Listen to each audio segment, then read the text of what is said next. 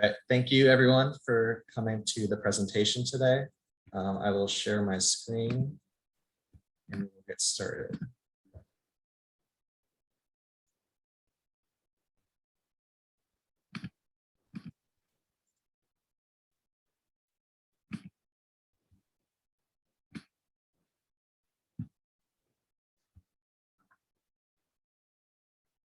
Okay.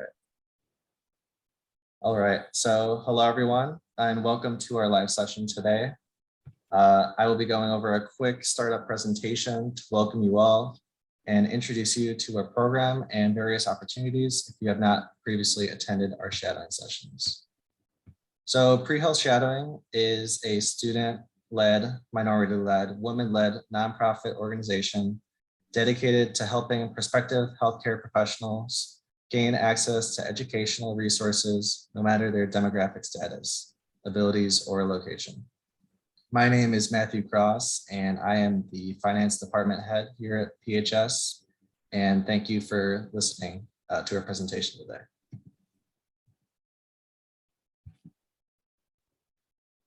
So just a little PSA, we do have closed captioning for all of our live sessions to accommodate all students. And this is available on the bottom of your Zoom screen. And if you need any assistance enabling the transcript, please direct message any of the individuals on the leadership team. You can also reach out through our email address, which is info@prehealthshadowing.com. If you want to stay in the loop and see updates within our organization, we are active on social media, Instagram and TikTok, or you could also sign up for our email list if that is another option that works for you. So since this is an international program, we want to know from you where you are Zooming from today. And if you could utilize the chat and just drop in any, like the location that you are currently Zooming from.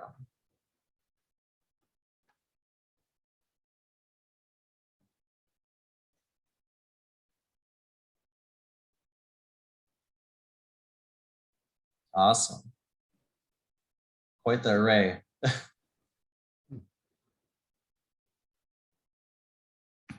All right.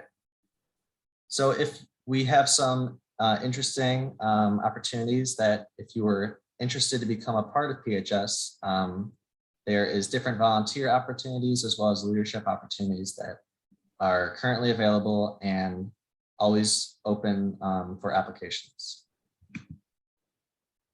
There are also leadership roles, as I mentioned previously, within the IT department, grants, fundraising, video productions, research, recruitment, diversity and inclusion, as well as volunteer communication and editorial department.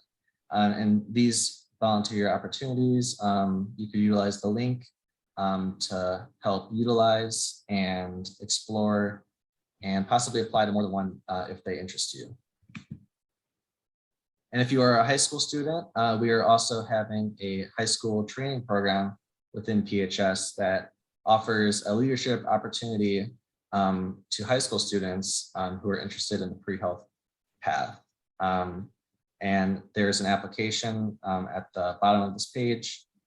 Feel free to take a picture of it and apply if you are a high school student. And if you're also looking to get published, we have a way to publish papers via our website. And if this could be on an array of different topics. And if you're interested in like healthcare or microbiology or developmental biology, we always appreciate everyone's submissions and look forward to publishing your work and making it out to the public.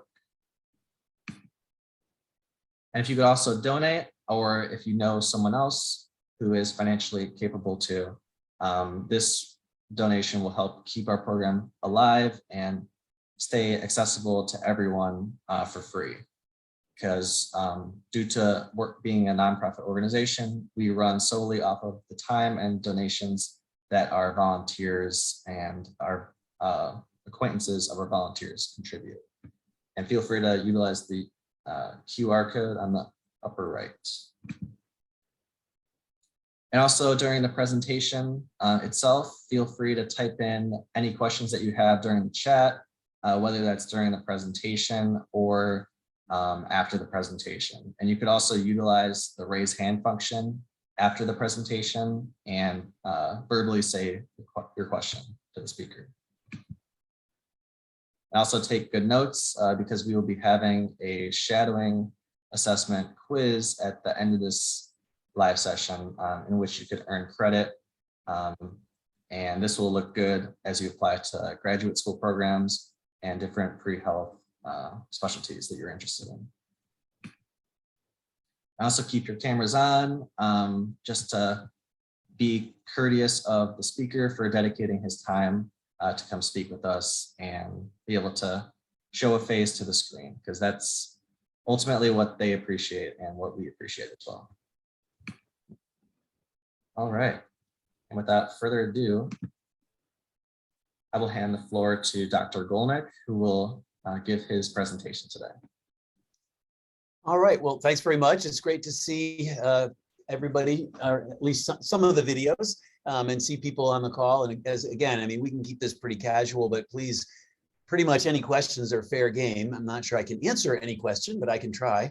And so I've been asked to talk a little bit about my path, I guess. I'm currently the professor and chairman of the Department of Ophthalmology at the University of Cincinnati and the Cincinnati Eye Institute.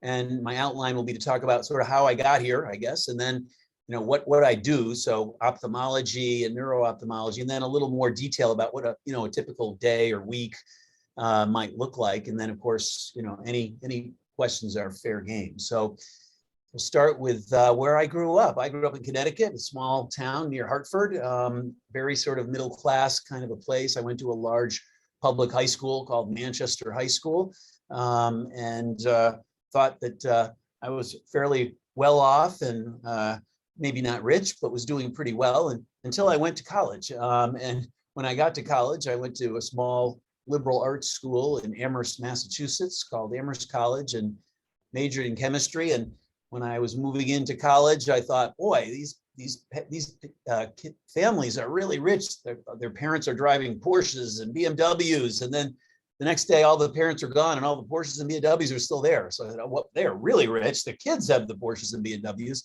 And it was a much different kind of it was sort of a culture shock for me, thinking that I was pretty well off and realizing that there was a whole different world out there. But during college, I thought I was going to be probably a PhD. There are no doctors in my family.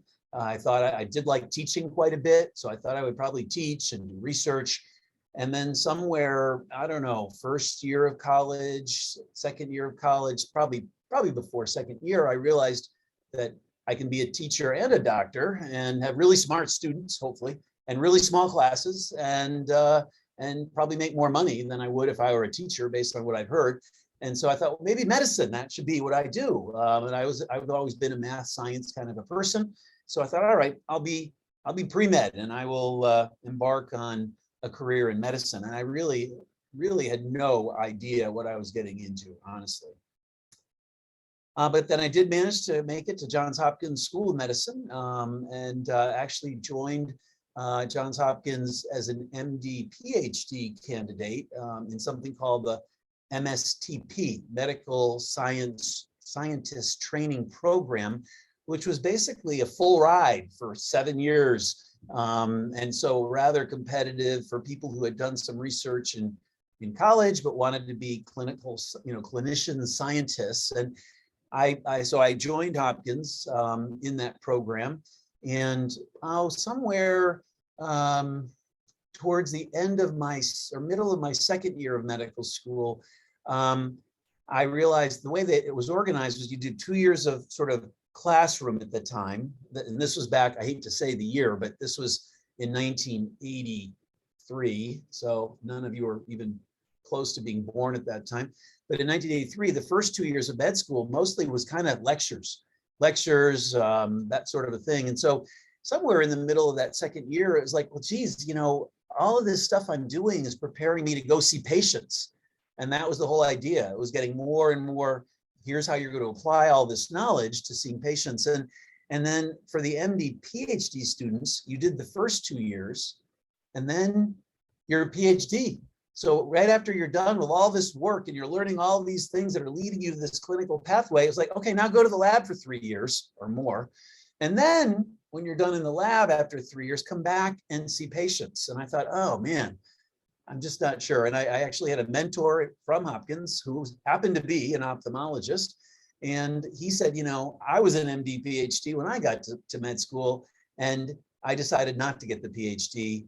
And here I am at a nice med school teaching and doing good research without the PhD. And he didn't talk me out of getting the PhD, but he did let me see that you could go to medical school and not get a PhD, but still be doing meaningful research and of course seeing patients. So I decided somewhere in my, probably towards the end of my first or maybe beginning of my second year of medical school that, you know, I'm not going to do the PhD. I'm just going to do the MD. And so I graduated from Hopkins in 1986 as a medical doctor, and then went all the way across town for 1 year. So when you're going into ophthalmology, which is what I was doing, you used to have to do a separate internship. And so I did 1 year of just general internal medicine at the Greater Baltimore Medical Center. The idea was that I already knew where I was going to do my residency. I was going to do my residency at the University of Virginia. And so I could either move once down to Virginia and do my internship there, or I could stay in Baltimore and do it there. Either way, I knew I only wanted to move once for the 1 year. So I decided to stay in Baltimore for the next year and did my internal medicine, and then went to the University of Virginia for ophthalmology, which was a 3-year residency. Now, nowadays, just in the last 3, 4, 5 years, it's changed a bit. And now training programs, and I'm the head of our training program, training programs in ophthalmology have all switched to a 4-year program, where the first year you do about probably 6 months of internal medicine and 6 months of ophthalmology, and then the traditional 3 years of ophthalmology. And that's how it works nowadays. So you don't have to worry about getting a separate internship.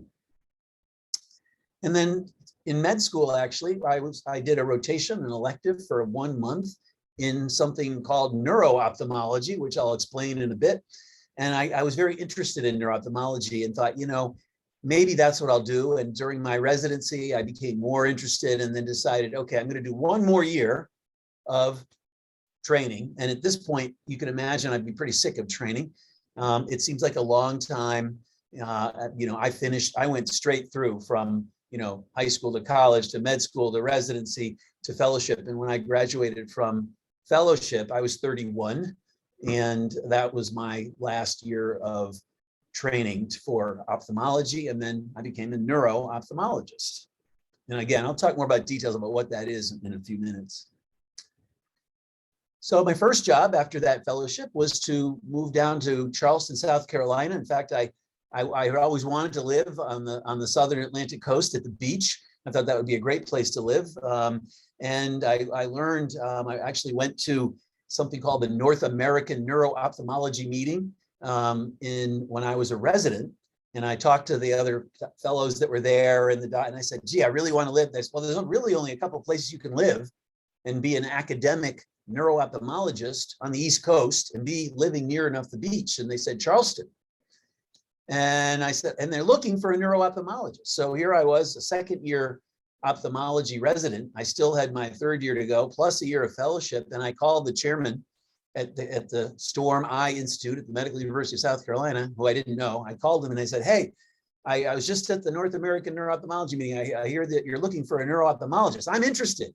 And he said, great. Well, where are you working? I said, well, I'm not actually in practice yet. And he said, oh, okay. Well, where are you doing your fellowship? And I said, well, I'm not actually doing my fellowship yet. And he said, oh, well, where are you going to be doing your fellowship? I said, I don't actually have a fellowship yet. And he said, call me back when you have a fellowship. So I got the fellowship, called him back, and sure enough, went down as a resident and interviewed and got my job pretty early. And I stayed there for 3 years. But as things happen during fellowship at Hopkins, I met my to-be wife, who was a pediatric ophthalmology fellow. And she moved to Maine because she had a job there, and I moved to South Carolina, and we got more serious and we got married. And she then moved to Charleston to be with me. and with the understanding that if we weren't happy, that we would move. So after about a year and a half or so, we realized she really was not that happy. Charleston is the South. No offense to anybody who might be from the South, but it is the South. And she, let's just say, wasn't thrilled with prevailing social attitudes of the South. And so we were going to look around, and out of the blue, the director of a program here in Cincinnati called me and said, "Hey, I hear you're an up and coming young neuro-ophthalmologist. We really need a neuro-ophthalmologist." And I said, "Gee, I'm sitting on the porch of my new house looking at the ocean, but my wife's not that happy. She's a pediatric ophthalmologist. So we need a pediatric ophthalmologist too." And I said, "Well, give us 6 months." And he did. And so we ultimately went and interviewed. And in 1994, we moved to Cincinnati, Ohio, where to me, all I told him was, all I know about Cincinnati is it's out west somewhere. I don't know where, but it's out west. And I'm from the East Coast. So anything west of the ocean is west. And they said, "Well, we're not that far west." And I said, "Well, all right, but you're still west." And so we moved to Cincinnati with no family ties or anything like that at all. And we both thought 3 years at most. Why would we want to live in Cincinnati, Ohio? And that was, 28 years ago. And so in Cincinnati, I then became involved with the ophthalmology residency training program. As you remember, I was interested in teaching and so on. And that's sort of the residency program director. Another term for that would be the director for education for the training program. And so I became the program director in 1998 and did that for the next 16 years. And then our chairman stepped down from being chair, and I applied for the chairmanship and became chairman 8 years ago, which has gone by relatively quickly. So this is of course, at the University of Cincinnati, where you can see my fancy backdrop here. So I've been in Cincinnati for all that time. That shocked me. I think Cincinnati, as I tell my resident applicants, that you're probably not coming to Cincinnati for vacation, but you do come here to raise a family, great quality of standard of living, fairly inexpensive, and so on. So it's a nice city. And along the way, I got a master's degree in education. Again, getting back to the education stuff, I thought, well, maybe I could do something to improve my teaching abilities and so on. So I did a master's in education from 2003 to 2005 here at UC. It's mostly online, really. I didn't change anything I was doing. I just did it after hours and in the morning, that kind of thing. And that then led to becoming director for education for a group called the International Council of Ophthalmology, which is a group that is involved with education of ophthalmologists around the world. In fact, trying to improve the educational abilities. So we don't so much teach ophthalmology, but we teach doctors how to be better teachers. Because if you ask doctors who teach, how do you learn how to teach?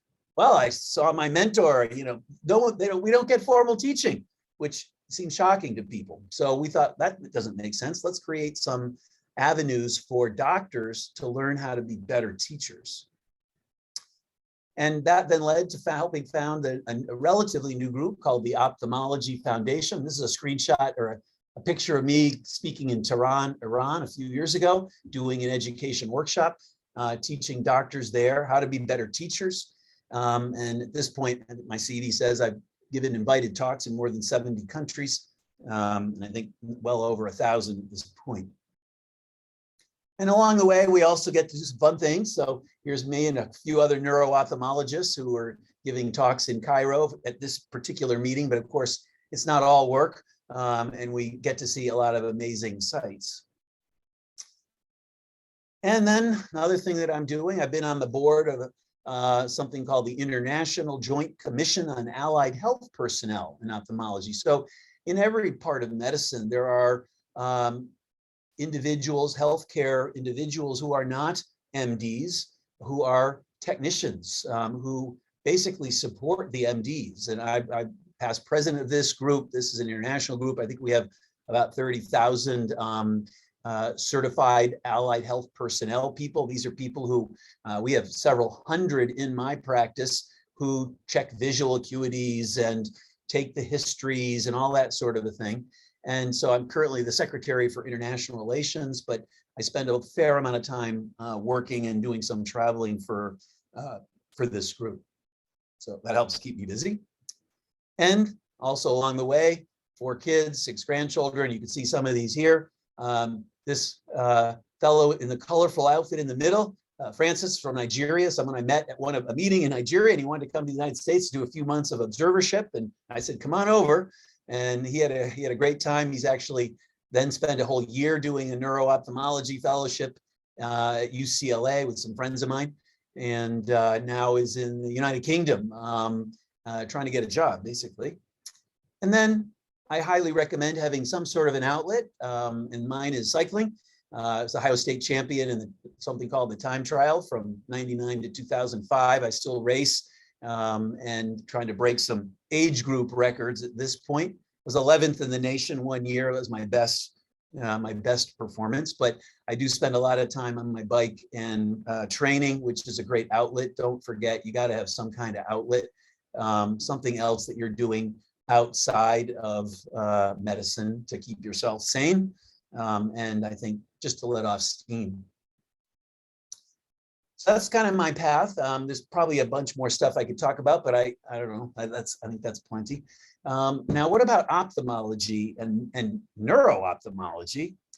So why ophthalmology? Well, my college roommate was blind. They asked me to, in the back, this was way before email, I hate to tell you, I got a letter in the mail early in the summer before college, and the letter said, hey, you know, we saw you were involved with this group called Instructors of the Handicapped in high school. We have a blind student this year. How'd you like to be a roommate? And I said, sure, let's do it. And we roomed together, joined the same fraternity and so on. He was blind, and that kind of got me interested in ophthalmology. And then, as luck would have it, my college girlfriend's father was an ophthalmologist, and I would occasionally go to their place. He seemed very happy, really liked what he was doing. And I thought, well, ophthalmology, that sounds pretty good. And then I was at Hopkins med school in my first year. And as I mentioned with the cycling, I do a lot of lifting too. And I was bench pressing at the med school gym or the university gym. And this guy was spotting me, and we started talking. And I said, yeah. He said, I said, well, I'm a first year student. I'm an MSTP. And he said, oh, I got a lab. I said, oh, what do you do? He said, I'm a retina specialist at Hopkins. And he said, why don't you come work in my lab? And I said, yeah, why not? So I started working with this very well-known ophthalmologist in his lab, and spent the next couple of years doing research in med school with him.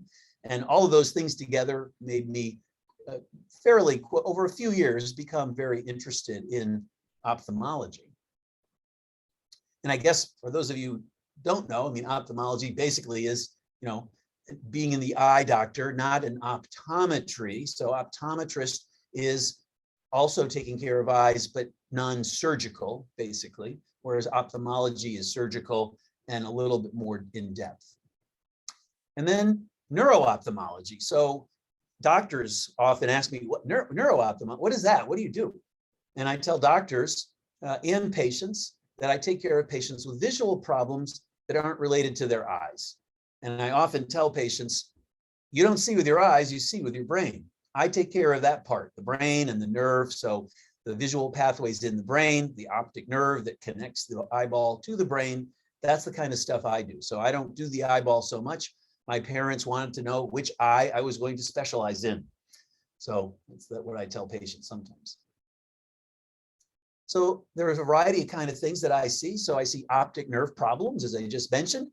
I'm going to just briefly show you a couple cases of the types of things that I do. So I'm going to talk about a patient with idiopathic intracranial hypertension, which is a mouthful, optic neuritis, and ischemic optic neuropathy. So IIH is a very common, it's probably the most common condition I see on a daily basis. And this is a condition that's primarily of women in the teens to 50, as I say, young women, who are over their ideal body weight or who've gained weight. In Ohio, that's most everybody. And they often will present with headaches, transient vision loss, blindness, which is rare. And you can see here, this is the back of an eye. Here, this round circle is the optic nerve. The red things are blood vessels, and the background is the retina. This is a normal nerve. This is a nerve where there's high pressure in the spinal fluid behind the eyeball, and it squeezes on the nerve and it causes swelling. So these patients present with both nerves swelling, and if the swelling is not treated, it can cause gradual damage to the nerves. And you can go blind if it is not something treated. And when you lose these nerve fibers, and there are about 1 million in each nerve, when you lose them, they're gone. They will not come back. You cannot regenerate them. This nerve is really part of your brain. In fact, this is really brain. You're looking at right here. I tell that to patients sometimes. But this is just an extension of the brain. It's not really a nerve. It's just long and thin. So we call it a nerve. So that's certainly the most common condition I see in younger individuals, and younger, believe it or not, is defined as less than 50.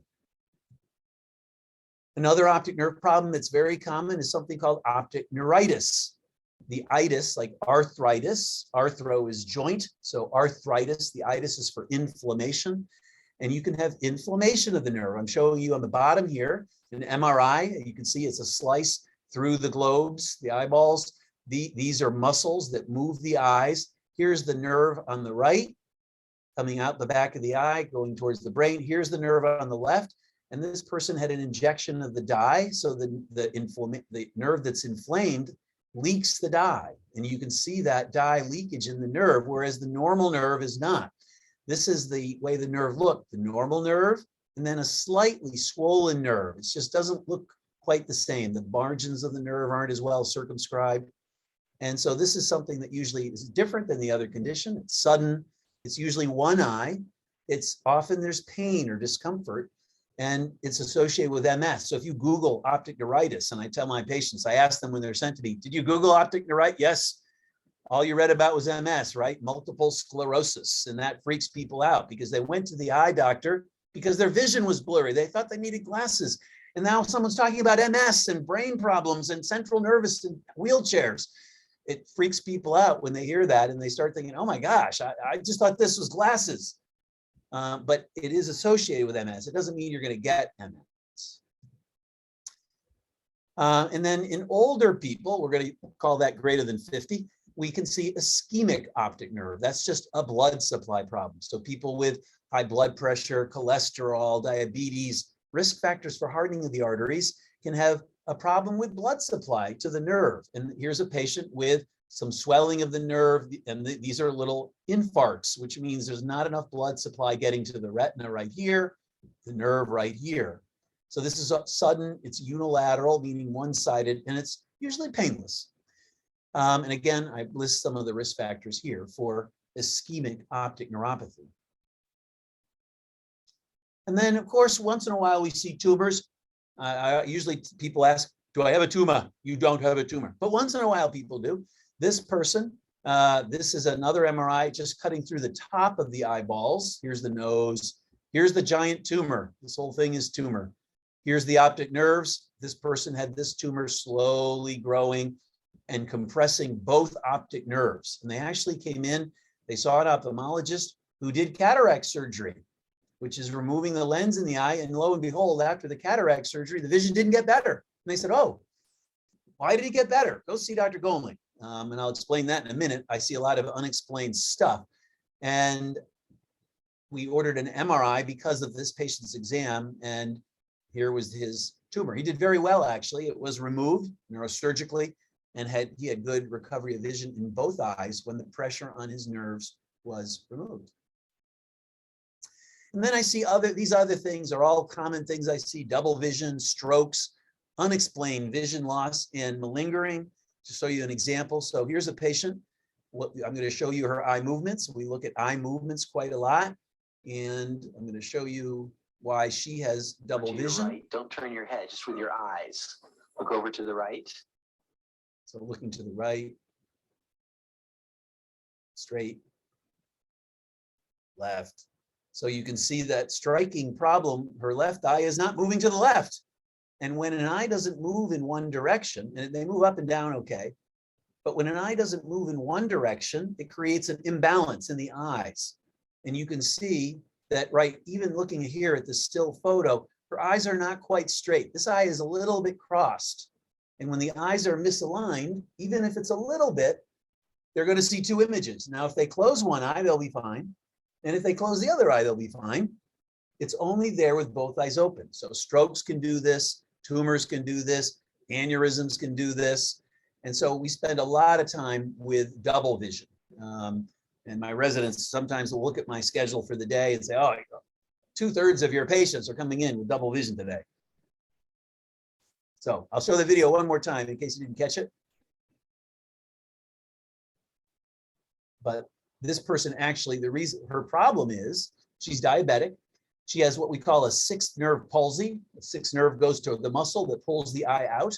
When that nerve doesn't work, the muscle doesn't work.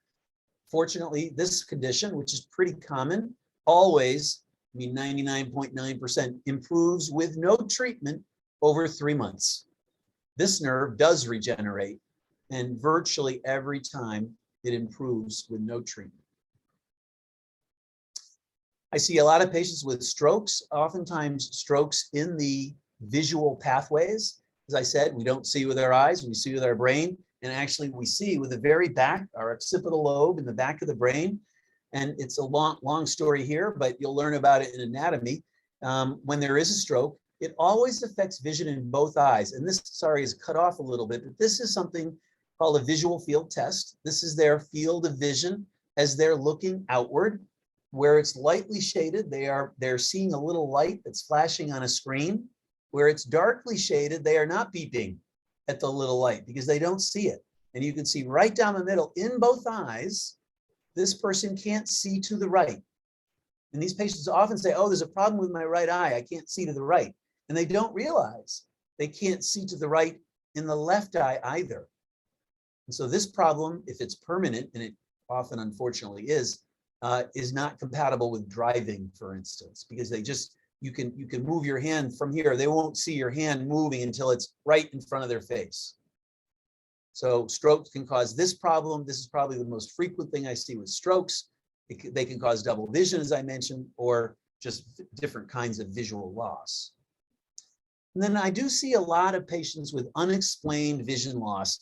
I have a talk called House Without the Attitude, if you've seen the TV show. So I see a lot of people who've seen 5 doctors. They can't figure it out. They have a quote unquote normal exam. They can't see, but their eyes look fine. What's the problem?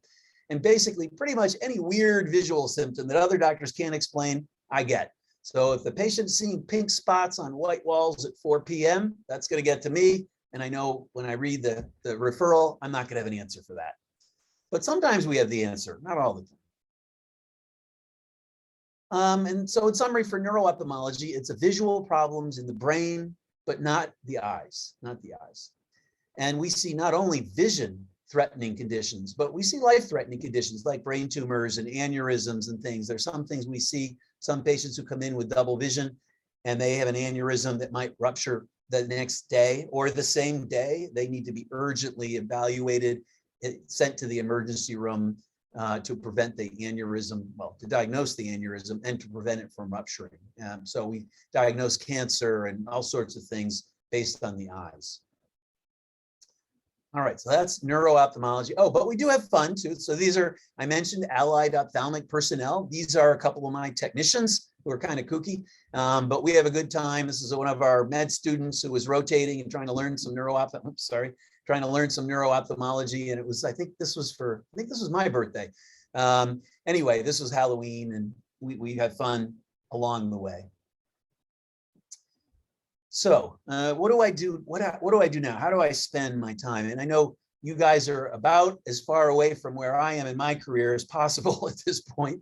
And I'm sure I've lost some of my perspective, but I definitely routinely teach medical students and residents and fellows, and even sometimes high school students. We have a program where we have high school students shadow. So I at least am still in contact with all sorts of different stages of learners. So what do I do now? Well, right now I see patients 6 half days a week, if we consider 10 half days a week to be a full week. And then I do chairman administration stuff. So when I became chairman, one of the things the chairman does is a lot of admin, which frankly is not thrilling. And I thought it started to be thrilling, but it's not that thrilling anymore, honestly. but I do this for 4.5 days a week, sort of run the department. It is nice to be the boss most of the time. When I became chairman, one of my friends who's a chairman in another program in another state said, as chairman, you will only be as happy as your unhappiest faculty member. And that is true. In a good year, non-pandemic year, I've traveled about 300,000 miles, fly 300,000 miles a year, lecturing in other countries, usually twice a month internationally.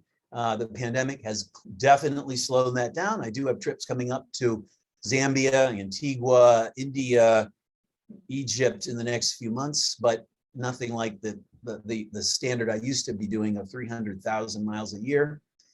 I have numerous mentees around the world who email me, who I try to help with their careers and so on.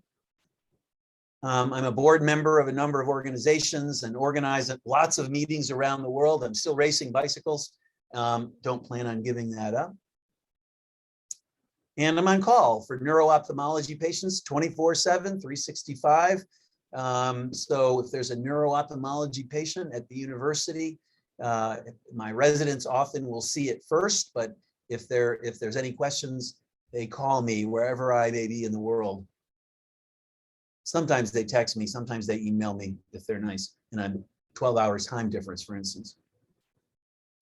Next year, though, we're building a house in Phoenix, outside of Phoenix, actually, and I'm moving permanently. So I'm stepping down. I gave my dean a 15-month notice 2 weeks ago, and I'm stepping down as chairman next year, and we'll be moving in July of 23 to Gold Canyon, which is just outside of Phoenix. I'm hoping that Phoenix, interestingly enough, is by far the largest city in the United States that doesn't have an ophthalmology residency training program. And I want to start one. I've always wanted to do that. Plus, I get to cycle outside all year, which I think will be nice as compared to Cincinnati. And I have no plans for retirement. This is going to be sort of the next chapter of my life, I think. So hopefully that was, I'm happy to expand on any of that stuff, but I didn't want to bore you too much with that life story. So we covered sort of how I got where I am, what is ophthalmology and specifically neuro-ophthalmology.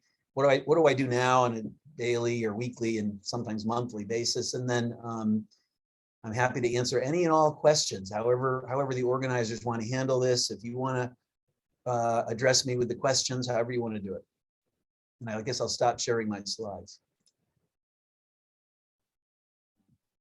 Thank you so much for your presentation. It's pretty incredible what you've done throughout your career. Well, you live long enough, and a lot of those things happen, more or less, but yeah. And so I could start with like the first couple of questions, and for the audience, if you have questions, you could either type them in the chat or reach out to me or utilize the raise hand function. But to start it off, you mentioned like when you were in school, how they previously required like an internship in ophthalmology. Yeah. You know why they no longer have that internship requirement today? Yeah, so what basically, I have a slide where I have the American Academy of Ophthalmology has a series of paperback textbooks that are kind of the ophthalmology resident's Bible. And when I was a resident, there were 10 volumes, and if I stacked them on top of one another, they'd be about this tall. Now there are 14 volumes, and they're twice as tall. When I was a resident, there were probably half a dozen surgical procedures I needed to learn. Now there's like 3 dozen.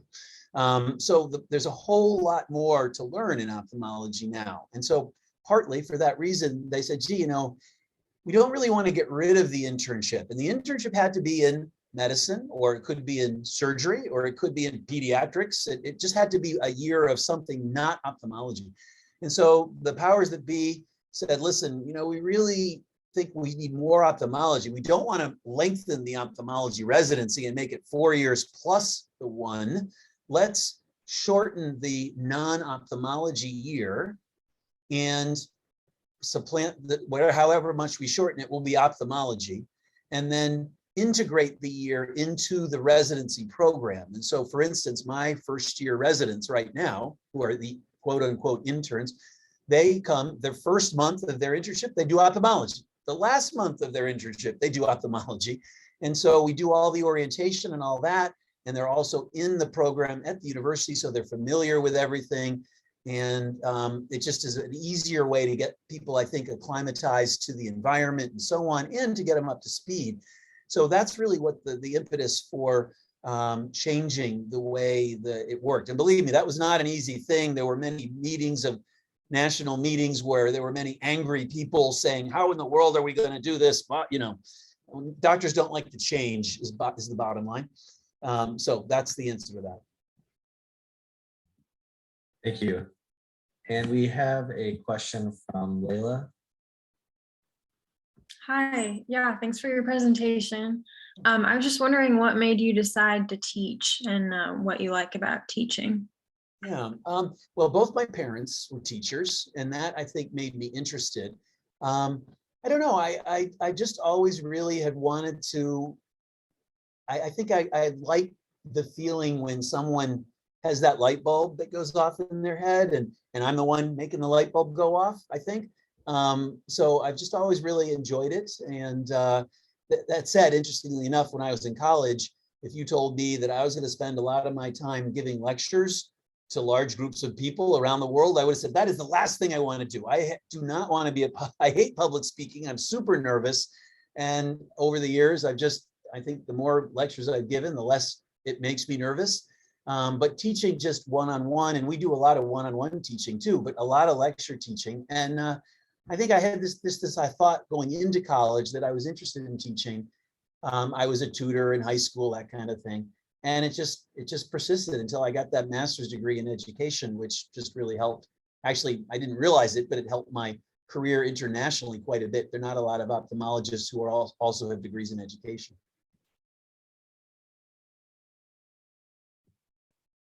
Awesome. So we have another question. So it was when you introduced like how you were an avid cyclist. Was this a hobby that you started early on in your life, like during high school or college, or was this like after you were a certified physician? Right. So I didn't mention that I was a discus thrower, believe it or not, in track and field in high school. And when I was in 8th grade, a friend of mine said, we're going to go out for the track team and we're going to start lifting. I said, well, okay. So we did that. And I was a discus thrower. I had a bicycle that I rode once in a while, but when I was a resident, so after med school, I was a resident, and I thought, boy, I'm doing still lifting. I need some aerobic kind of activity. And so I called my brother. I said, you still got that old bicycle? Send it to me if you're not using it. He sent it to me, and so I started riding and got more into it. And then I moved up to moved to Cincinnati ultimately after riding for a few years and rode with some guys. They said, well, you ought to race. I said, what? Yeah, you should try racing. I said, I don't know, and sure enough, I went to my first state championship race, and the time trial is a race against the clock. So you don't really know how you're doing until everybody finishes, because one rider goes at a time. It's all about how fast can you go, the aerodynamic helmets and all that. And so you don't know how you're doing. And at the end of the race, I knew what my time was, but I had no idea how good it was. And they started reading off the, 5th place, 4th place, and I was getting in my car to go home, and they got to me 1st place. So it was an amazing moment in my life. Felt very good. But that's how I got into cycling. And I've had internet coaches from time to time. I just had an internet coach when I turned 60 a couple of years ago, and I said, all right, I'm getting back into racing and get an internet coach. And the pandemic just happened to coincide. I got the coach, and the next week the pandemic hit, and he said, well, you're gonna have a lot more time to train because you won't be traveling. And I said, yeah, I guess you're right. And that's how it went. So it's a nice outlet. I think it really helps me stay sane, and I think helps me stay focused on what I need to be focused on when I need to be focused on.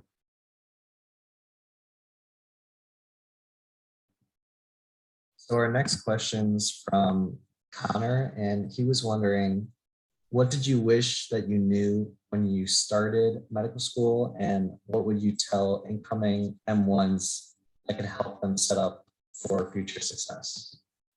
Oh, let's see. Well, I guess I would say, I mean, I wish I knew what it sort of meant to be a doctor. I mean, there are no doctors in my family. I thought another 4 years of school, and it is and it isn't.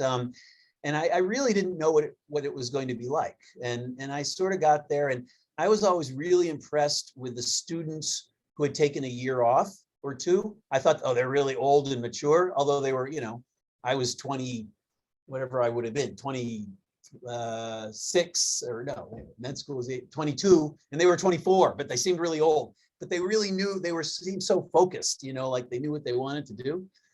I think I think it certainly, I had never shadowed a doctor or anything like that. I mean, before going to med school, nothing. So I really, really didn't know. I mean, I had a doctor, a pediatrician, but that was about it. So I really didn't know what it was going to be about. And I think I wish that I had. I wish I had, I don't know if it's the right way to say this, taken the first couple of years a little more seriously, maybe. To me, it was just continuation of college almost. It was just 4 more years of school. And it really is, it shouldn't be thought of that way. And I think the nice thing is that most med schools have changed their curriculum around so that, I mean, literally it was, the way it was traditionally done was 2 years in the class and then 2 years in clinical. And now, certainly in Cincinnati, which by the way is a really good med school, really surprised me how good they are coming from a place like Hopkins. They've got the clinical and the basic science much more integrated. And I think that's nice because it really lets you see as early on in med school now why you're learning these things, how this applies to the patients. And I think that's been a really nice change in the curriculum. So I think what I learned was take it very seriously, do your best, but have an outlet. And keep in mind in med school that, almost everybody is going to be trying to get a residency, sometimes very competitive residencies. And you're going to want to impress some of your faculty members because they're going to be asked to write letters for you when you're applying for residency programs. And I guess that's probably my only words of wisdom, I think. Looks like in the chat you made some people's day with that advice. So our next question deals with more the work that you typically do in a day. So how frequently do you perform surgery in neuro-ophthalmology versus ophthalmology? Right. So straight neuro-ophthalmology has very little surgery. So when I finished training, I did a few different surgical procedures that are kind of hard to explain. Nothing in the eyeball, but around the nerve itself. Right now, I do no surgery at all as a neuro-ophthalmologist. And for that reason, it's not as popular as a lot of the various areas within ophthalmology. So I didn't talk about, there are like 10 subspecialties in ophthalmology. Who would think, an eyeball, but you can specialize in the retina, you can specialize in the cornea, in glaucoma. So there are 10 different subspecialties, neuro-ophthalmology being one of them. Also, probably one of the least well remunerated because you don't do a lot of surgery. And because you don't do a lot of surgery, and ophthalmology is a surgical subspecialty, most of the residents don't want to do neuro-ophthalmology. They find it interesting, but they've got a lot of student loans, and they know that if they're a retina specialist, they can make a lot more money. And so it's hard to attract people to neuro-ophthalmology. If you really want to make a lot of money, it's not the area to go into, depending on what you think a lot of money is. And that's not why I went into medicine to begin with. So that said, I'm the only neuro-ophthalmologist in Cincinnati. And in Kentucky, there's one neuro-ophthalmologist, and I go to University of Louisville, which is about 120 miles from where I live, once a month. In fact, I was there this past Monday. I drive down at 5 a.m.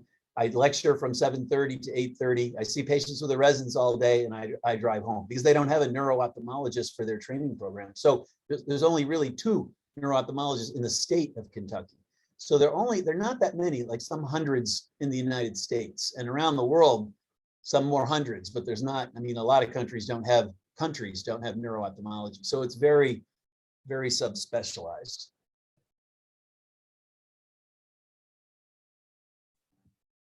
Awesome. So our next question's from Sonia, and she would like to say the question. Oh, awesome.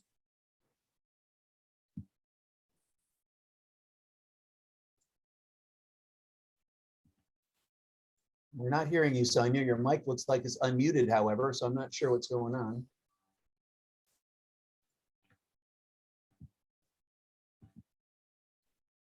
Yes. She might be having some trouble. So I will go to the next question to like let her ask hers. What does performing a surgery in the eye look like? I guess from like a pre-med perspective, and like perhaps maybe like the basic steps or an example case study. Sure. Let me see if I can quickly find. I'm looking for. Hold on. Here we go. I'm looking for a video to see if I can show you the video part of a portion of a cataract surgery. Hold on one sec. Let's see if this will open up here. No. Hold on. I've got a bunch of videos here. Just see, why is it not opening up? Hold on one second. Let's see, open. Let's try this video player.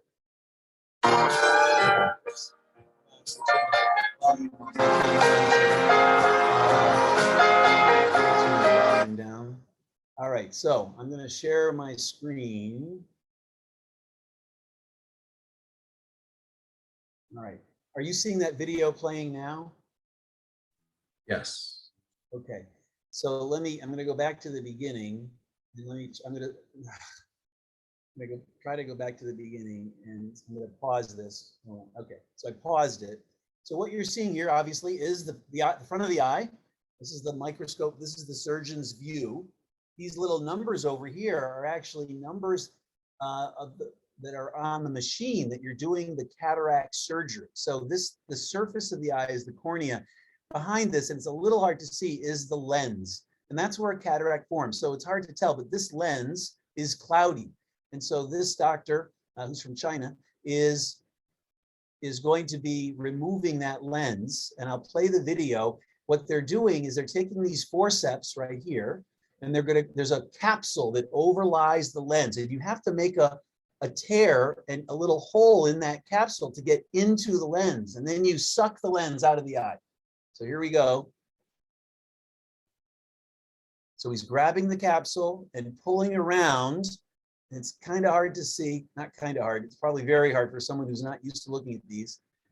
He's pulling the capsule around, and I'm going to get a different video just because it's not a great recording. Hold on, I'm going to open this one and see if this one looks better.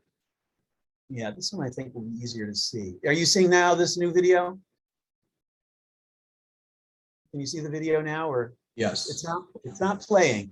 So here again, this is a different case. So here's the cornea, here's the iris, which has been, the pupil is dilated to make it nice and big, and the cataract is right here. But right on the surface of the cataract is a thin membrane, and they're going to grab hold of an edge and pull it around to create a circular opening in the capsule. You can see that a bit better here. And they're pulling it up and around. Here's the edge up here. And they're regrasping. And you can see right here, they're pulling it down. And they're going to just keep pulling it till you have a nice circular opening, which is right here.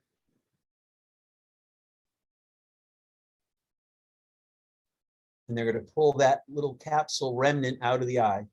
And now it's hard to see. There's a round circle. Now what they do is they put an instrument in here that has, it's like sonication, ultrasound, and it emulsifies the lens, and then you suck it out.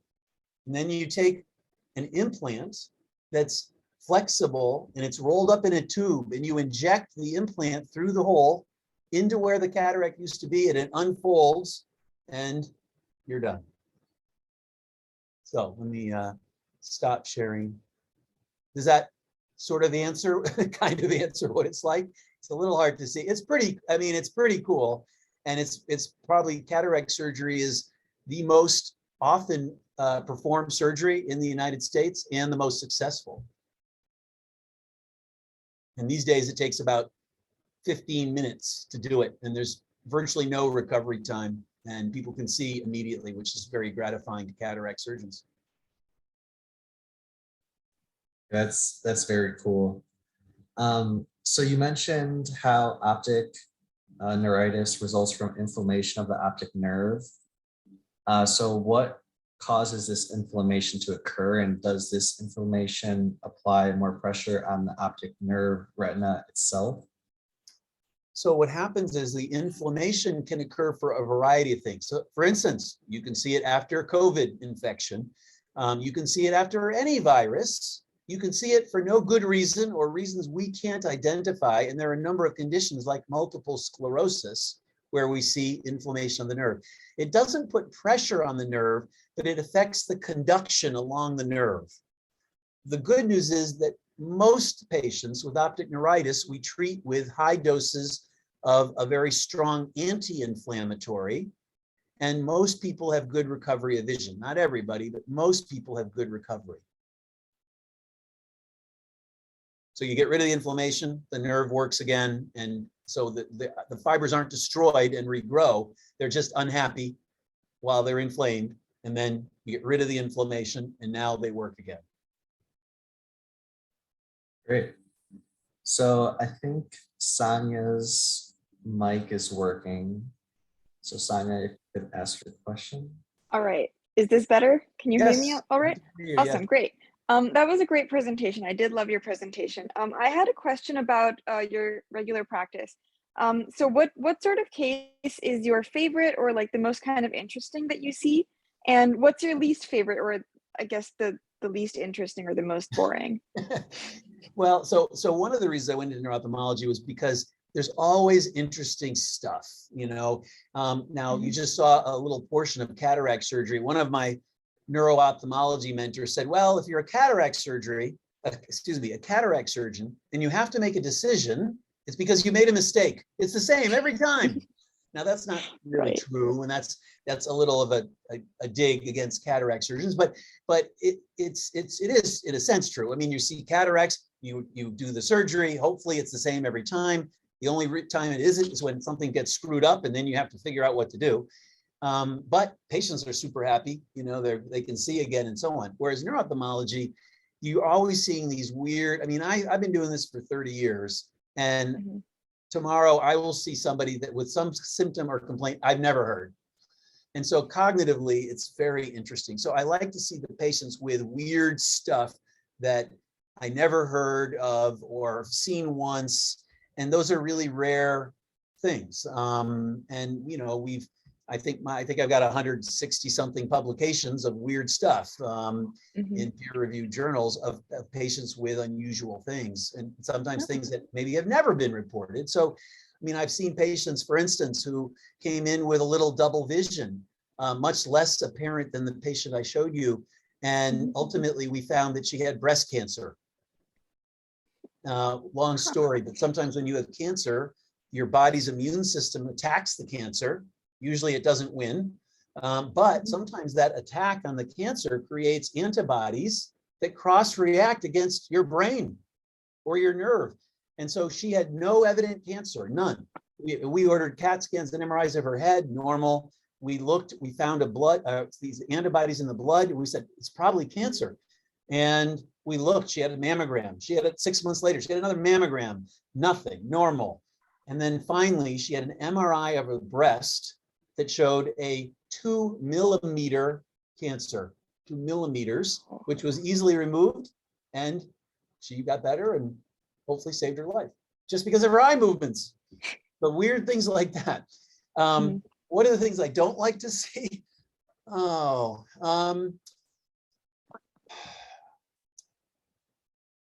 probably, I don't like to see, I see a fair number of people with eye pain with a normal exam. So the patient says, my eye hurts, in my eye, around my eye. They see an eye doctor, your eye looks fine. They see another eye, your eye looks fine. Go see Dr. Golnik. Maybe he'll figure it out. And usually we don't have an answer. If they really have a normal eye exam, we know that it's not the eye, it's a nerve that serves sensation in the eye. So I don't know. It's always sort of the same thing, and it's repetitive, and so I guess that's why I don't like seeing it. We just sometimes can't help them with medications that help certain types of nerve pain, but I guess I don't really like seeing it too much because I never have a great answer, and the patient's frustrated. And sometimes at least we can help them. Yeah. Thank you. Yeah. Sure.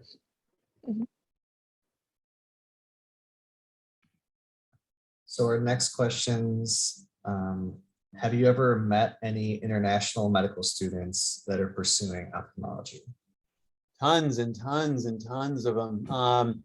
So since I travel so much, I mean, I routinely have med students come up to me at the end of lectures. Oh, how do I do ophthalmology in the United States? So, I mean, I can't even, I mean, literally hundreds and hundreds and hundreds. For instance, the fellow I showed you in that photograph from Nigeria. So it's rather difficult if you're in a foreign medical school to get a residency in ophthalmology in the United States. Ophthalmology is one of the most competitive branches. For instance, this past application season, we had 630 applications for our residency, 4 spots. And so, yeah, so now to be fair, those 630 people are applying to lots of programs, but it is very competitive. And every year when we counsel our University of Cincinnati medical students who are interested, we tell a number of them, don't bother. You're not in the top of your class. And honestly, it's going to be a waste of time to apply.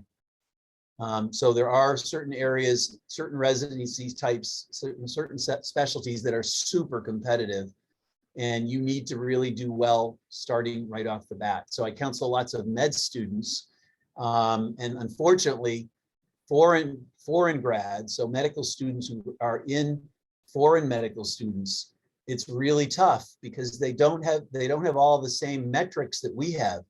And it sort of comes down to, gee, I've got 630 applicants, 550 are US grads, and I know their schools, and I know they learned what they're supposed to learn. Why would I risk one of my 4 spots on a foreign trained medical student where I really don't know anything about their medical school? And so it's thought to be, we got tons of great US students. So it's really tough. So that said, we've had a few foreign grads in our program. Usually what they do is they finish their med school wherever they are, and then they come over and do a year or 2, a fellowship type of a year or research to improve their application. And then they get good letters, hopefully, from their preceptors in the United States, and then they apply. And so we've definitely had foreign grads in our program, but that's almost always the case if they've trained in a different country. Thank you. And then this is more about like your study techniques when you were in medical school. So how did you, I know with medical school, there's like, especially back when there was like so much information, how did you correctly like handle that, and what techniques? Well, I'd love to tell you, I can't remember, but I think it really depends, I think, a lot on the person. Some people really, like, I used to really like to get together with a few co-students and talk, okay, let's quiz each other verbally, let's ask each other questions. And I think we did a fair amount of that. I also did just a lot of studying on my own too. In terms of the techniques, I guess I had a kind of a peculiar technique. I would like to take notes on what I was reading, but I would take notes, this will sound weird, really small handwriting, and I'd fit on one page just a ton of information. And I think part of it was writing it down precisely, probably helped me remember it. And that, for me, that seemed to work through high school and college and through med school. In med school, I definitely don't think my learning and study habits were any different than in college. I don't think. I think it was pretty much similar. And so for me, it was a combination, but I definitely enjoyed kind of sitting with other people and talking about whatever it is and just going over the stuff that you need to know.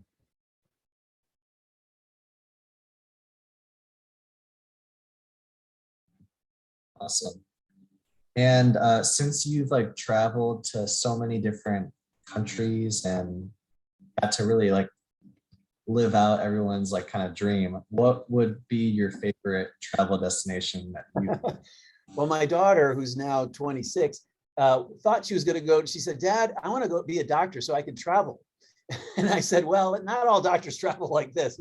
And then she realized that was the case. And so she's actually going to go to law school. Anyway, my favorite country, and there are a lot of really great countries. I can tell you my least favorite. My favorite country was Vietnam. I don't know, I've been there some number of times. I go to India a lot, China a lot, Pakistan a lot, Vietnam a lot. Yeah, I love the food. The people are really friendly. Any culture where during a medical meeting at lunch, they serve shots of vodka can't be all bad.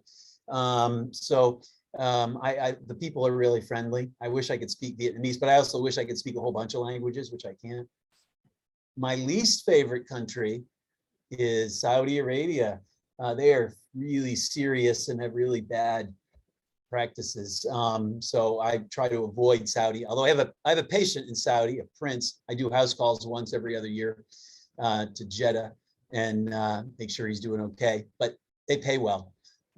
So I literally arrive on a Saturday night, see the prince the next day, fly home Sunday, and that's what I do there.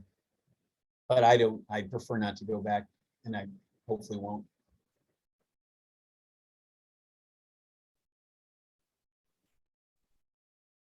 It's amazing. So does anyone have any more questions? I think there's one more, but if there's anyone else who has a question? If I may.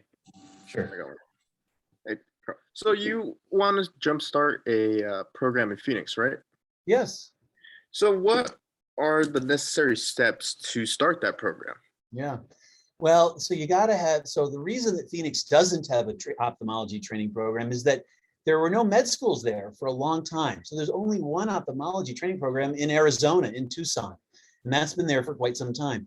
Now, however, in the last like 6 years, there are 3 med schools in Phoenix, Mayo Clinic, Scottsdale, the University of Arizona, and then there's a DO program in Phoenix as well. So now there are 3 med schools, and at least 2 of them have residency programs. They just don't have ophthalmology yet. So I've talked with the chairs of their departments. They both, Mayo Clinic and the University of Arizona, want to start an ophthalmology residency training program. So that has to be the first thing. Someone else has got to want to do it. I can't just show up and say, we're going to have a residency program.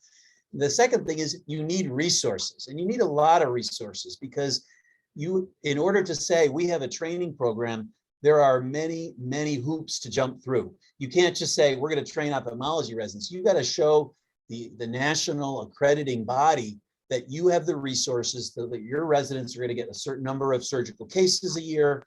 They're going to have the right faculty for teaching. So you need a lot of resources, and some of that translates into money. And that's what I'm not clear on. And I think, frankly, the issue is I think the University of Arizona and Mayo Clinic Scottsdale together have enough resources. But the question is, can I get them to play nice? And I'm not sure about that. So we're going to see. I was just told in the last month that one of the groups got a big bunch of money donated, possibly to start a program. So I'm cautiously optimistic is the term, and we'll see. We'll see if that really works. I hope it does. Thank you. I can tell you one other short story about just one of my favorite experiences traveling. I was in Cairo, and my daughter, it was her first international trip, and she was 8. And we went to Cairo. The person in Cairo who had helped organize the thing was a very well-known, in fact, the Middle East physician of the year before we were there, a very wealthy individual.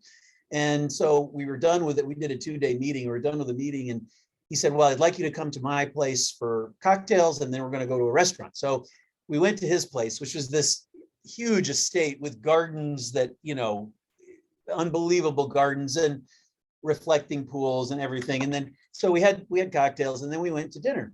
And he said, well, I hope you don't mind. I know you've been eating a lot of Egyptian food. We're going to go to an Indian restaurant. I said, oh, that's fine. So he said, and I asked them to set the table outside because it's a nice night. He said, okay. So it's dark by the time we get to the restaurant, and we're all sitting at the table. My daughter's there. My sister went on that trip too. And we're sitting around the table. There are probably like 14 of us. And I see our host kind of motion over to the person standing at the door.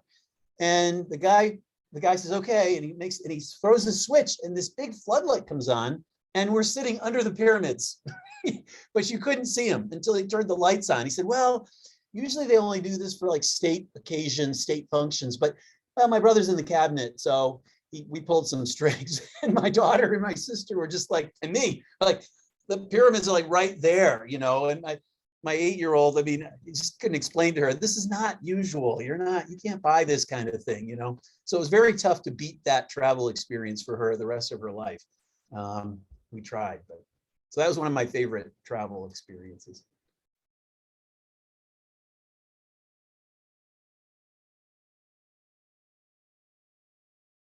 So now you also become ophthalmologists. I do tell medical students because we do have I always give an annual talk about ophthalmology. And, one of the things I tell them is that you rarely meet an unhappy ophthalmologist.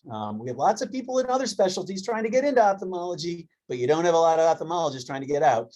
So think about it. It's for me, when I was in med school, it was, usually it's like, well, is it surgery or is it medicine? And then once you make that decision, well, what kind of surgery, what kind of medicine? For ophthalmology, it was like, I'm not making that decision. I could go into ophthalmology and see adults. I could be a pediatric ophthalmologist and see kids. I could be in a subspecialty that's a lot surgical. I could be in a subspecialty like I am that's not a lot surgical. There's a lot of technology, lasers, all sorts of cool, really cool stuff. So it's a great specialty. That's my plug for ophthalmology. We have, I think, one more question. So this audience member was asking, what is one of your favorite books that you recommend? Oh, well, let's see, favorite book. Anything by Stephen King I like. I mean, if that's what you're looking for, I do read novels as much as possible, like on planes and stuff. I like that kind of book. I like detective books where there's, a spy, and I read a whole bunch of those kind of things. I like Stephen King's books. I read them all when I was young, and I just reread a lot of them, and they were just as good. I almost never would reread a book. So I don't know if that's the kind of answer you're looking for, but well, I'm not sure if that's what you're looking for, but those are the kind of books I like to read when I'm relaxing.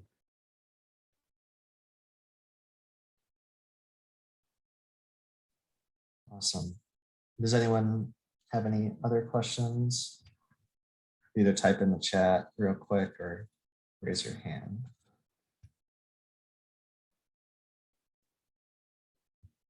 All right.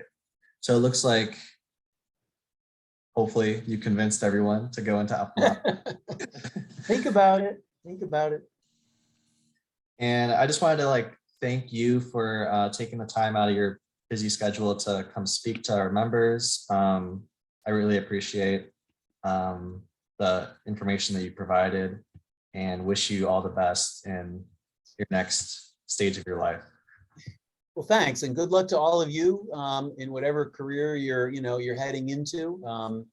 I think this is a great way to sort of learn. Probably I could have used this before I went to med school, as I said. So I think it's a good way to learn a bit more about various specialties and what it's like. Again, I'm certainly an outlier in terms of just what I'm doing now and being so subspecialized and all that, but you get a feel for that kind of a thing, I think. Awesome. Okay. Well, I will feel free to leave whenever you want. I'm just going to go into the end presentation to kind of talk about the Okay. post-assessment. I'll say goodbye to everyone then, and have a great rest of the day. You as well, Doctor. Okay. Bye-bye. Thank you. All right. So I will share my screen real quick.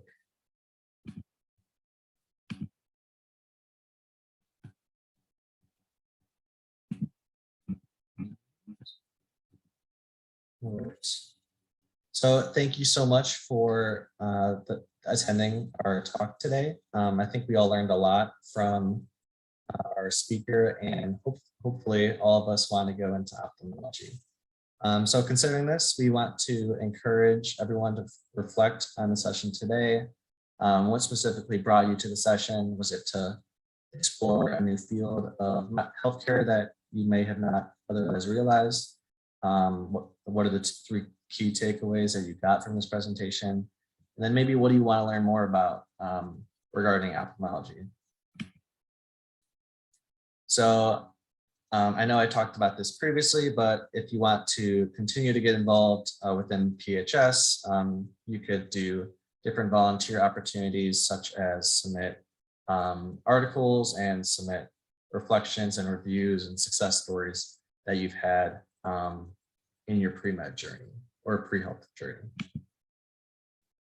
And then PHS also, as I mentioned before, there's several different volunteer and leadership opportunities that you could come utilize. And then for donations, since we are a nonprofit organization, and if you want to continue experiencing these shadowing sessions for the time being, feel free to donate either yourself or if you know someone who's financially capable to donate to our nonprofit organization. And so how to, this is the steps on how to earn a digital certificate for attending our session. And this is through taking the post-shadowing assessment. And so in order to do this, please visit our homepage. Usually it's in the shadowing sessions. There's a little drop-down menu in which you're able to find the shadowing session that you've attended today, be able to enroll in the course if you haven't already done so.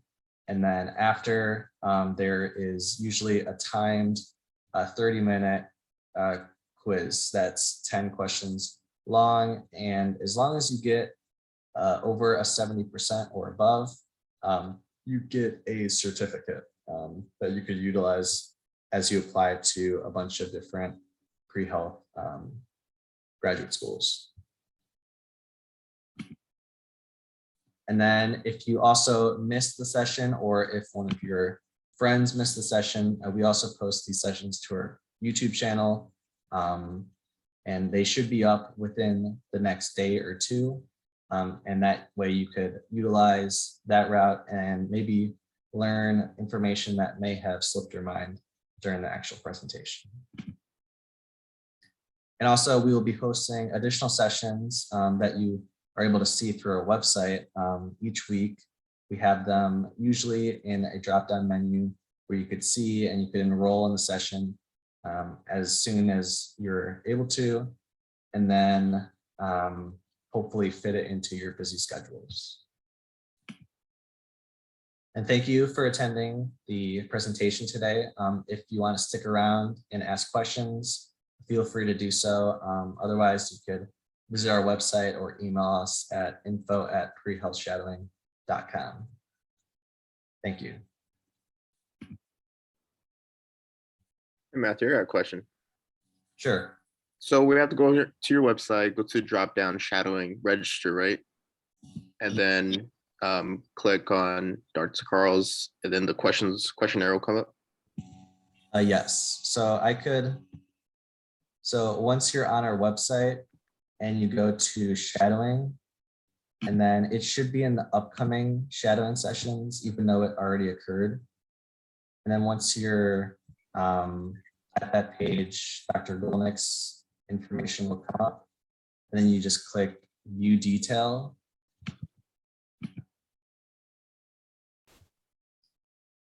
And then if I'm going too fast, feel free to stop me as well.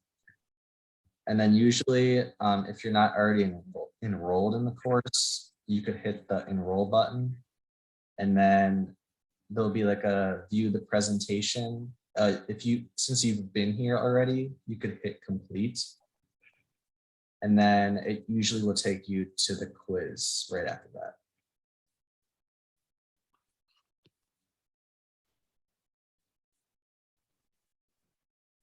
Okay.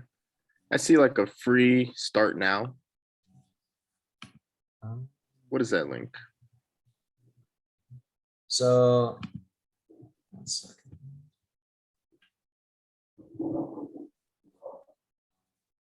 So, did you go to shadowing and then?